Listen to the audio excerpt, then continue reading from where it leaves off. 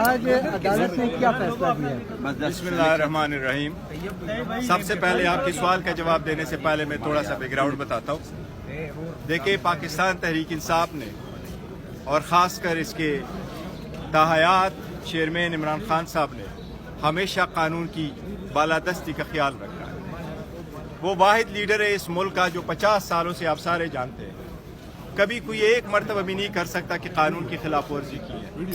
Not even اس وقت میں جس وقت وہ کرکٹ میں تھے. پالیٹکس میں وہ ہمیشہ فیئرنس پہ بلیو کرتے ہیں. لوگوں کو، امپائروں کو ساتھ ملا کے کھیلنے پہ بلیو نہیں کرتے.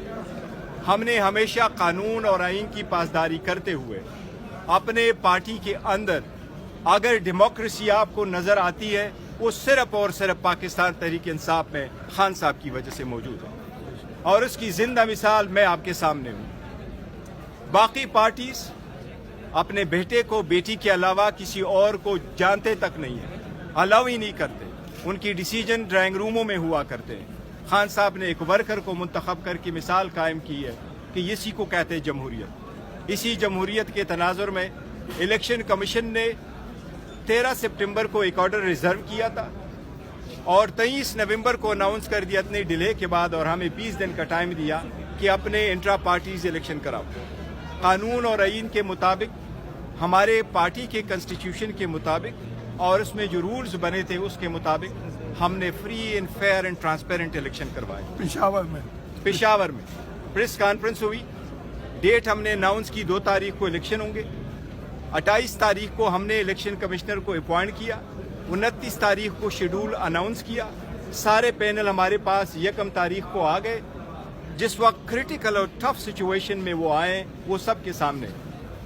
صرف ایک پینل آیا، وہ ان اپوز منتخب ہوئے. لیکن ہمارے رولز اتنے ڈیموکریٹک ہے کہ رولز میں پرووائڈڈ ہے کہ اگر ایک پینل بھی آئے تو جہاں ووٹر جمع ہوئے ہیں ان سے بھی آبجیکشن لیا جائے گا، ریزولوشن لے کر کے فائنل ہوگا. تو ہمارے فری فیئر ٹرانسپیرنٹ الیکشن ہم نے کر کے اس کی ساری سرٹیفیکیشن ہم نے الیکشن کمیشن کے سامنے فائل کر دی. الیکشن کمیشن سے ہم نے بصد احترام استدعا کی تھی کہ الیکشن شیڈول آنے والا ہے. کسی بھی پولیٹیکل پارٹی کا اس کا نشان، اس کی ایک آئیڈینٹی ہے. ہم اس آئیڈینٹی کو پریزرو کرنے کے لیے، کیونکہ P T I almost 70% Pakistani کو ریپرزینٹ کرتی ہے، اس کے لیے ہم نے درخواست کر لی کہ آپ ہمارا سرٹیفکیٹ ایشو کریں. آج میں نے عدالت کے سامنے ایک پٹیشن فائل کی تھی. ہم نے پٹیشن فائل کی، پی ٹی آئی نے، کے پی کے سارے جو ہمارے وائس پریزیڈنٹ تھے وہ اس میں بھی پٹیشنر تھے. ہم نے کورٹ سے یہ استدعا کی کہ الیکشن کمیشن کے آرڈر کے کمپلائنس میں ہم نے الیکشن ہولڈ کیے.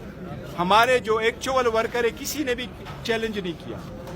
کوئی بھی قانون میں ایسا پروویژن موجود نہیں ہے جس کو بیس بنا کے الیکشن کمیشن کسی بھی پولیٹیکل پارٹی کو بشمول پی ٹی آئی کے انٹرا پارٹیز الیکشن کو دیکھے. 175 پولیٹیکل پارٹیز جو 1960 کے قانون کے اندر اپنی انٹرا پارٹیز الیکشن کراتی تھی، ڈاکومنٹیشن فائل کرتے تھے، کسی ایک کا بھی الیکشن کمیشن نے نہیں دیکھا. اس لیے آج عدالت سے ہم نے استدعا کی کہ کل 10 بجے کے لیے ٹائم رکھا ہے.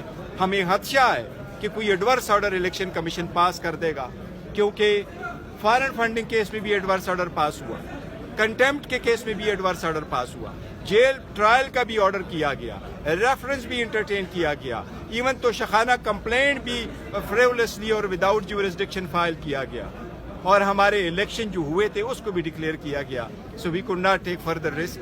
آج الحمدللہ عدالت نے الیکشن کمیشن کو فائنل ایڈورس آرڈر سے روکا ہے. ہم چاہتے ہیں کہ پروسیڈنگ ہو، ہمارے اگر وہ نوٹیفیکیشن ایشو کر دے تو بہت اچھا. وہ ہم نے سارے قانون کے مطابق ڈاکومنٹس فائل کیے، پر ہمیں خدشہ تھا کہ اگر الیکشن کمیشن ایڈورس آرڈر پاس کرے تو ہمارے بیٹ پہ ہمیں بہت خطرہ پڑے گا، جو ہم افورڈ نہیں کر سکتے، کیونکہ بیٹ اور پی ٹی آئی پاکستان کے 70% عوام کی نمائندگی کی نشانی ہے.